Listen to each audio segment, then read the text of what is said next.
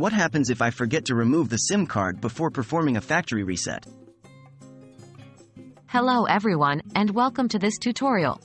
Today, we'll be tackling a question that many smartphone users often wonder about. What happens if I forget to remove the SIM card before performing a factory reset? Let's dive right in and find out. What does a factory reset do? A factory reset is a process that erases all the data on your device and restores it back to its original settings, as if it were brand new. This includes deleting all apps, photos, videos, documents, and other user data. The main aim is to bring the device back to its original, out-of-the-box state.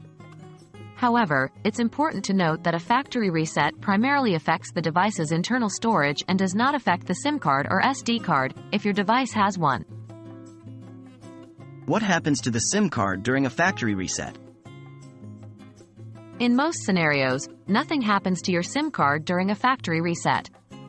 The SIM card contains your carrier information, your phone number, and your plan details, but it doesn't typically store personal data like contacts or messages anymore, as this is all saved on the phone's internal storage or cloud-based services.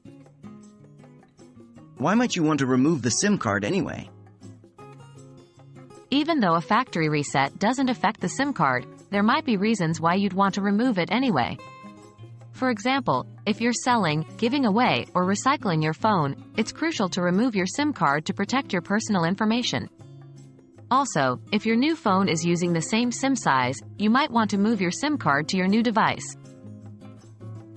So, in conclusion, if you forget to remove the SIM card before performing a factory reset, don't worry. Your SIM card and the data it contains remain unaffected.